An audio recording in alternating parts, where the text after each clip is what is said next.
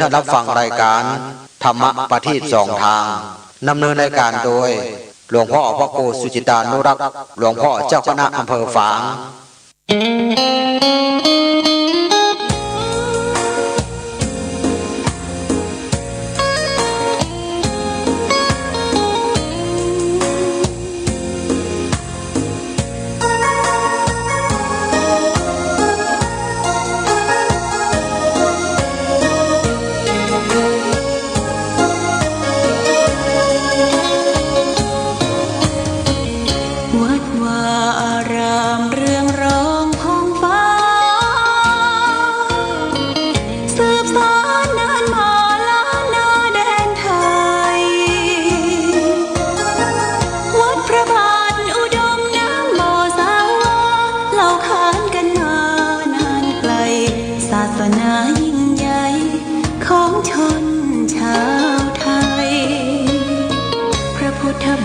จำลองของพระ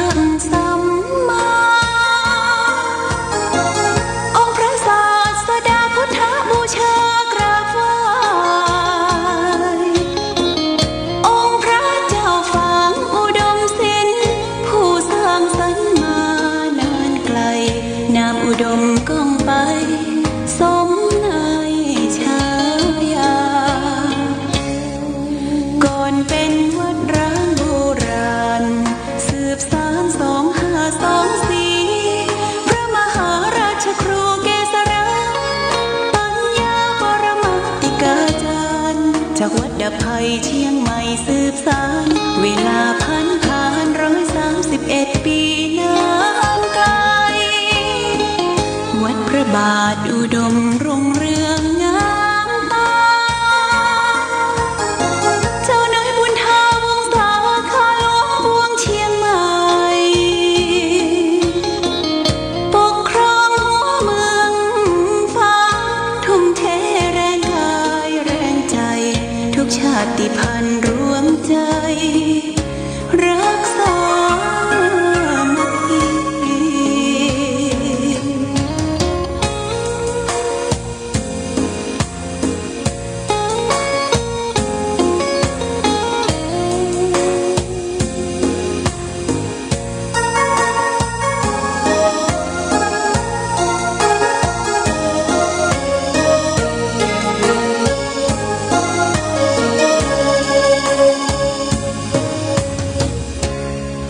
ก่อนเป็นวัดร้างโบราณสืบสาน2524พระมหาราชครูเกษราปัญญาปรมัตติกาจารย์จากวัดดับภัยเชียงใหม่สืบสานเวลาผ่าน131 ปีนานไกลวัดพระบาทอุดมรุ่งเรืองงามตาเจ้าน้อยบุญทาวงศาคาหลวงพวงเชียงใหม่ปกครองหัวเมืองฟ้าทุ่มเทแรงกายแรงใจทุกชาติพันธุ์รวมใจรักษามัคคี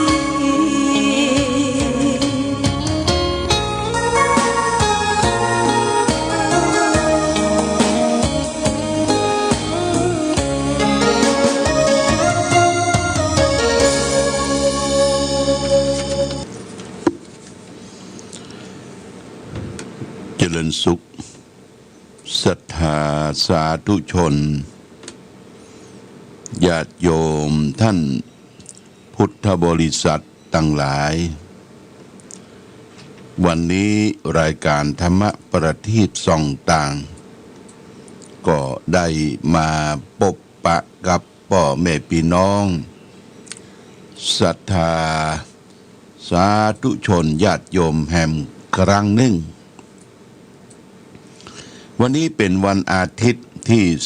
19 เดือนธันวาคมพุทธศักราช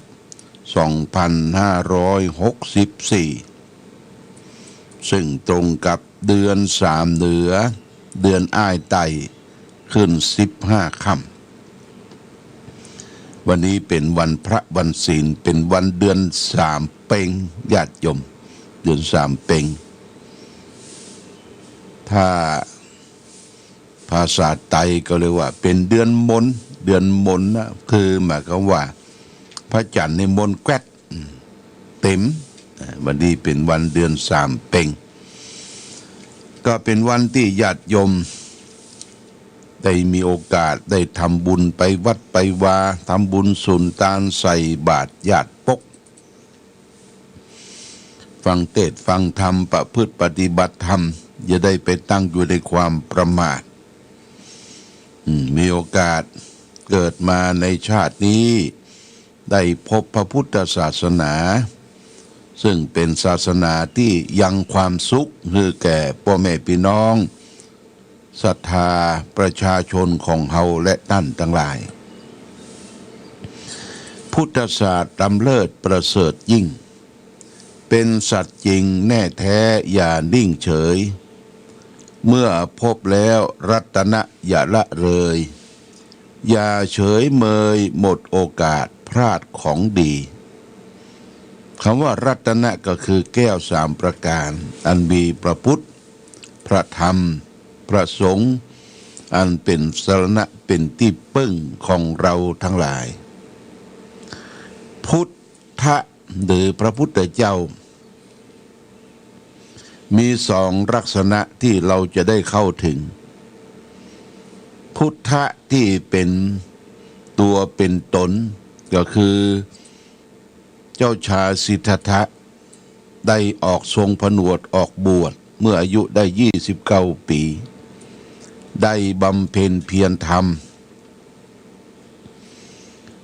ตามธรรมชาติตามป่าตามเขาลำเนาภัยใช้เวลาบำเพ็ญเพียรธรรมคิดค้นหาความจริงสัจธรรม6 ปี6 ปีนี่ก็คือพระองค์ได้ตรัสรู้ธรรมธรรมะที่ได้ตรัสรู้นั่นคืออริยสัจธรรม4 ประการคือทุกข์สมุทัยนิโรธมรรคแต่การได้หันพระพุทธเจ้าก็คือหันสรีระร่างกายนั่นคือพุทธะที่เป็นตัวเป็นตนทีนี้พุทธสภาวะคือทำให้พระองค์ได้เป็นพุทธะผู้รู้ตื่นเบิกบานนั้นก็คือพระองค์ได้กำจัดกิเลสที่อยู่ในจิตใจของพระองค์3 ตัวหมดไปสิ้นไปคือความโลภความโกรธและความหลงจิตใจของพระองค์ได้สดใสไวยะจิตใจของพระองค์สดใสไวยะเป็นผู้รู้ผู้ตื่นผู้เบิกบานอย่างที่เราและท่านทั้งหลายได้ไปสวดมนต์แปรพุทโธผู้รู้ผู้ตื่นผู้เบิกบานนั่นแหละคือสภาวะธรรมเพราะฉะนั้นญาติโยมพระพุทธเจ้าได้ตรัสไว้ว่าผู้ใดเห็นธรรมผู้นั้นได้เห็นพระพุทธเจ้าตัวแก้ตัวแท้ตัวจริงถ้าเข้าถึงพุทธธรรมปฏิบัติธรรมรู้ตื่นเบิกบานเขาก็ได้สัมผัสกับพระพุทธองค์ที่เป็นสภาวะธรรมรู้ตื่นเบิกบานได้นี่ญาติโยมนะถึงแม้ว่าองค์สมเด็จพระสัมมาสัมพุทธเจ้าของเราได้เสด็จดับขันธปรินิพพานไปโนมนาน 2,000 กว่าปีแต่สภาวะธรรมที่เป็นพุทธะรู้ตื่นเบิกบานเนี่ยญาติโยมเราก็สามารถเข้าไปสัมผัสได้ถ้าเราได้ตั้งใจประพฤติปฏิบัติธรรมทานศีลภาวนาหรือศีลสมาธิปัญญาก็จะได้เข้าถึงพุทธธรรมได้อย่างแท้จริงเพราะนั้นผู้ใดปฏิบัติธรรมผู้นั้นจะได้หันพระพุทธเจ้าตัวแท้ตัวจริงตัวแท้ตัวจริงนี่เป็นพุทธสรีระและพุทธภาวะส่วนหนึ่งเขาก็ได้หัน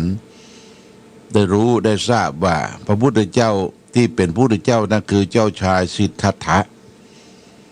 เป็นลูกของกษัตริย์อยู่ที่เมืองกบิลพัทที่ประเทศอินเดีย 2,000 กว่าปีพระองค์ได้สละราชสมบัติออกทรงผนวดออกบวชใช้เวลาปั้มเป่งเปลี่ยนธรรมถึง6 ปีญาติโยมอยู่ในป่าในเขาลำเนาภัย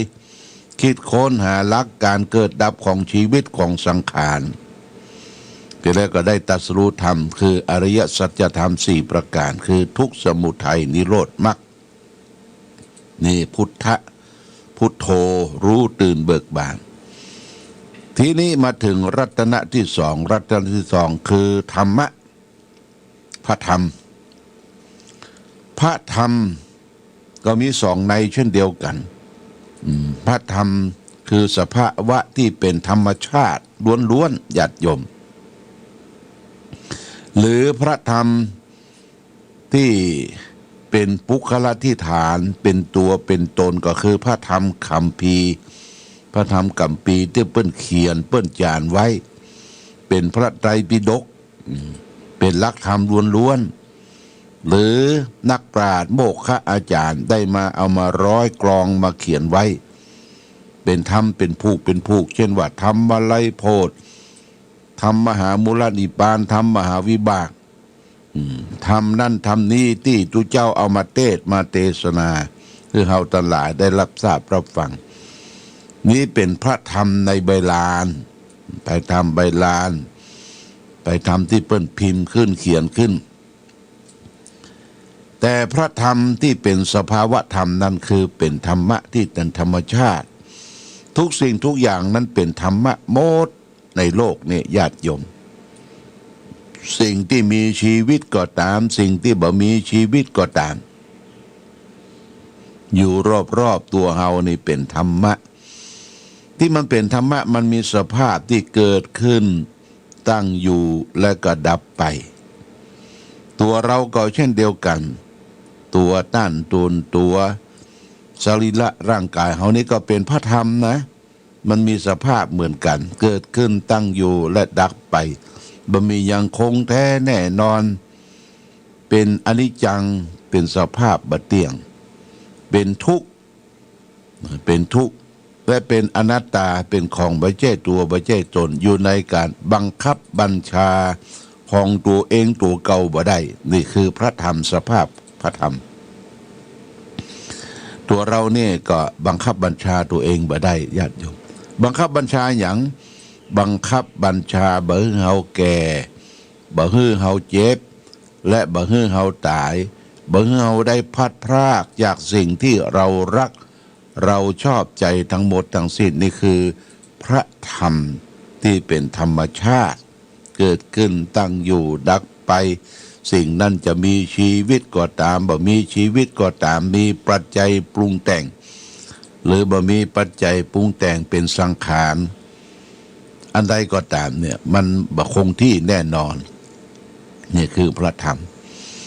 พระธรรมนี่ก็มี2 ลักษณะคือปุคราธิฐานพระธรรมที่จานลงในใบลานได้เขียนไว้เป็นพระไตรปิฎกนี่เป็นสภาวะถ้าเป็นพระธรรมที่เฮาได้คิดได้ค้นได้อ่านที่เปิ้นเอาไปจานเขียนไว้ตามโมฆะอาจารย์ส่วนพระธรรมที่เป็นสภาวะธรรมนั้นก็อยู่กับทุกผู้ทุกคนเป็นธรรมชาติสุดท้ายรัตนะที่3คือพระสงฆ์สาวกผู้ปฏิบัติตามคำสอนของพระพุทธเจ้าพระสงฆ์มี2 ประเภทนะญาติโยมคือสมมุติสงฆ์กับอริยสงฆ์สมมุติสงฆ์ก็คือพระสงฆ์ทั่วไปเป็นลูกของเจ้าบ้านเจ้าเมืองที่มีอายุไขครบ20 ปีบริบูรณ์แล้วก็ได้อุปสมบทเป็นพระสงฆ์จะต้องมีพระอุปชามีพระคู่สวดมีพระอันดับเป็นสักขีพยานเรียกเข้าหมู่สงฆ์สำเร็จด้วยการสวดตามยัตติจตุถกรรมวาจามีศีล220 ข้อนี่คือสมมุติสงฆ์นะอยู่ทั่วไปตามวัดวาอาราม พระสงฆ์สมมุติสงฆ์เนี่ยยังมาฝึกอยู่ญาติโยมยังมาฝึกกิเลสกำจัดกิเลสโลภโกรธหลงเขาจะสังเกตสังกาว่าพระสงฆ์ที่มาบวชใหม่ในพระพุทธศาสนาสู่ร่มผ้ากาสาวพัสนั้นมาใหม่ๆเนี่ยก็ยังหมูที่ไปที่อยู่ที่ฉันเป็นประงงประง่างเพราะกิริยาท่าทางได้ติดจากการเป็นเจ้าบ้านเจ้าเมืองคารวาสวิสัยญาติโยมจะเข้าใจว่าเหตุการณ์บ้านเมืองเกิดขึ้นพระสงฆ์ทำผิดทำพลาดผิดศีลผิดธรรมนั่นคือเป็นสมมุติสงฆ์เนอะญาติโยมเป็นพระสงฆ์ที่สมมุติขึ้นมามีการบวชการเต็กยังหมดกิเลสเด้อยังมีกิเลสจะต้องฝึกฝนอบรมอยู่กับครูบาอาจารย์ไปนมนานนี่สมมุติสงฆ์ส่วนพระสงฆ์อีกประเภทหนึ่งเรียกว่าอริยสงฆ์อริยะแปลว่าผู้ประเสริฐพระสงฆ์ที่เป็นผู้ประเสริฐปฏิบัติตามศีลธรรมกรรมฐานเคร่งครัดศีลสมาธิปัญญาก็สำเร็จด้วยการเป็นพระโสดาบันพระสกทามีพระอนาคามีสุดท้ายเป็นพระอรหันต์ญาติโยมคนที่เฮาฮู้ว่าพระสงฆ์นั้นปฏิบัติดีปฏิบัติชอบถึงขั้นเป็นจันตั้งแต่โสดาบันสกทามีอนาคามีพระอรหันต์เขาจะไปเหมาเอาเนอะจะไปเหมาเอาว่าคนนั้นสำเร็จองค์นั้นสำเร็จไปเหมาตามสภาพภายนอกบ่ได้มันต้องมีจิตสัมผัสคือระดับจิตนี่เสมอกันถึงจะได้รู้ว่าตนนั่นตนนี้เป็นพระอรหันตานะญาติโยมอันนี้คือพระสงฆ์เป็นอริยะเป็นผู้ประเสริฐอาจจะอยู่ตามป่าตามเขาตามภูเขาลำเนาไพตามถ้ำถือสมถกรรมฐานปฏิบัติธรรมมักน้อยฉันน้อยสันโดษอยู่ตามป่าตามเขาบ่มียศถาบรรดาศักดิ์อย่างหลวงปู่มั่นภูริทัตโตเนี่ยเป็นเขาก็จะเรียกว่าเป็นอริยสงฆ์ก็ได้เพราะท่านเคร่งครัดในการประพฤติปฏิบัติธรรมถือธุดงควัตรอยู่ตามป่าตามเขาเดินธุดงตลอดชีพนี่ญาติโยมนี่คือพระสงฆ์ทั่วไปก็ลูกเจ้าบ้านทีนี้พระสงฆ์ที่เป็นปุคละทิฏฐานที่เป็นตัวตนบุคคลถ้ารูปเดียวเรียกว่าภิกษุนะรูปเดียวเป็นห้องว่าภิกษุถ้า2 รูป 3 รูปเรียกว่าคณะถ้า4 รูปขึ้นไปเรียกว่าสงฆ์สังฆะสมมติว่าเขาจะทำบุญสุนทานเนี่ยไปนิมนต์สังฆะมาก็แสดงว่านิมนต์4 ตน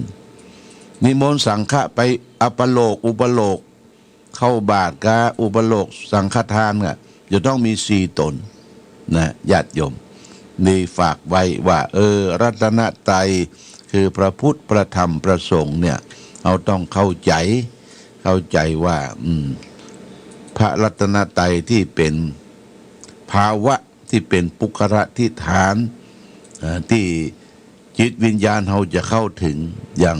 พุทธะรู้ตื่นเบิกบานธรรมะคือคำสั่งสอน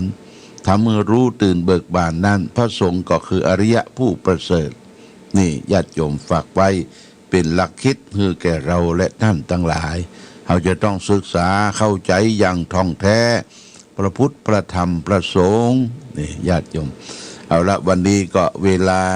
ก็ยังมีน้อยหนึ่งก็จะได้น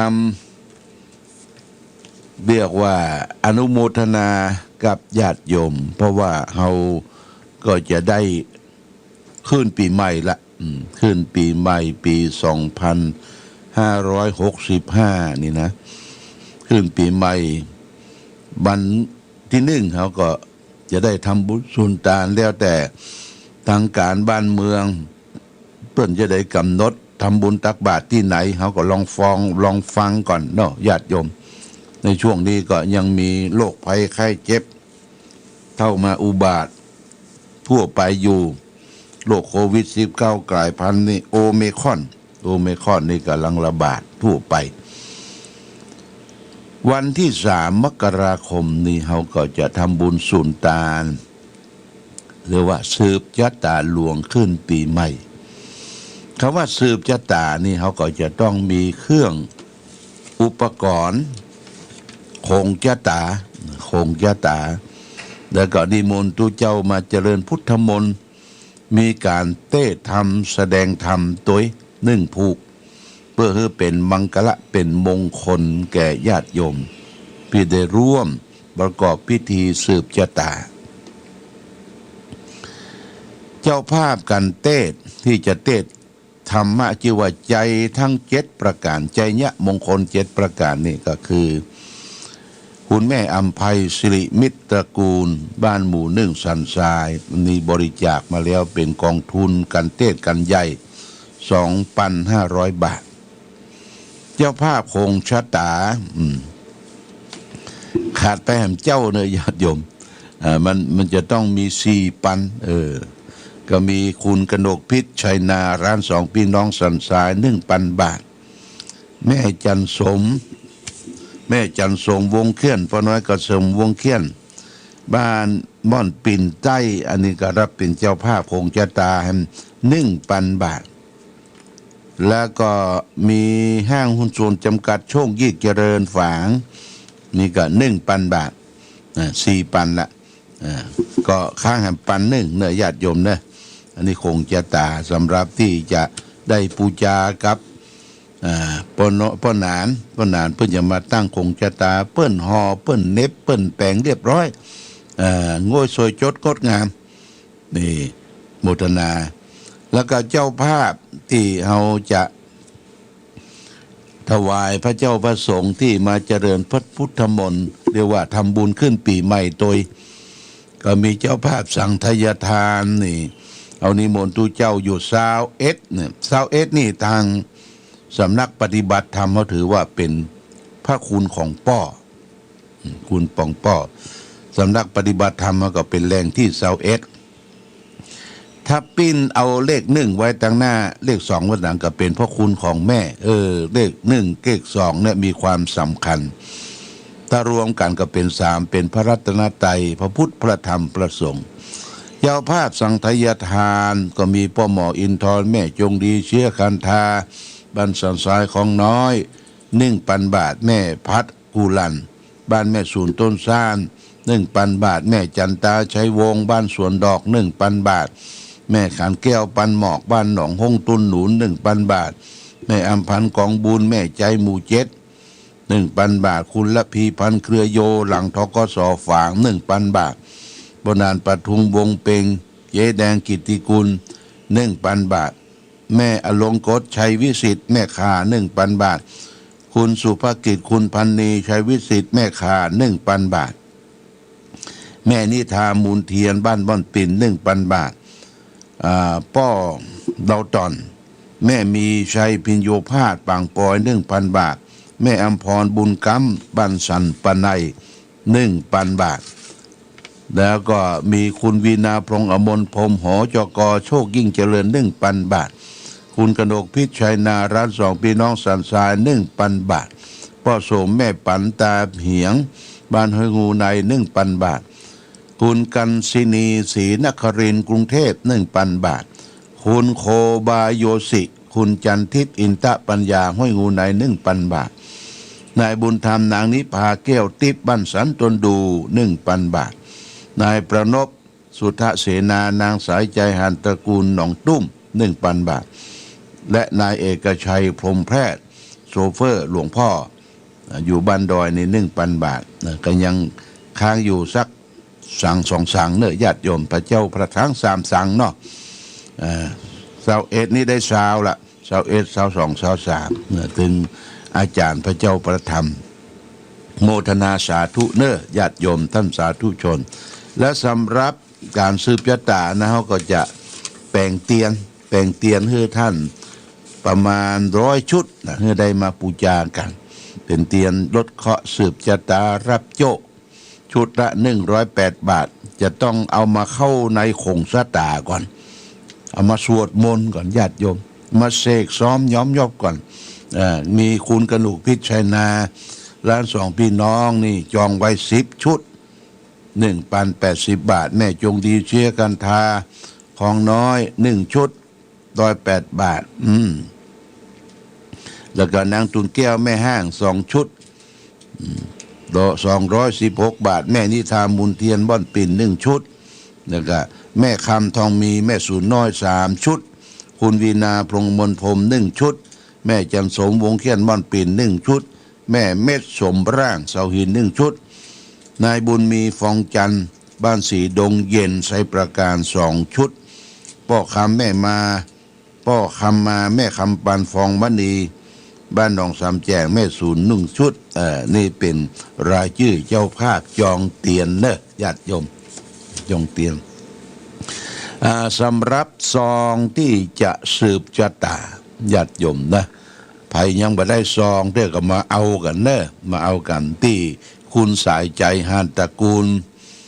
ที่สำนักงานมูลนิธิ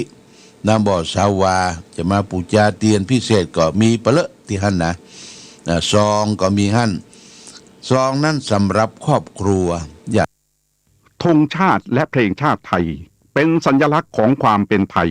เราจงร่วมใจยืนตรงเคารพธงชาติด้วยความภาคภูมิใจในเอกราชและ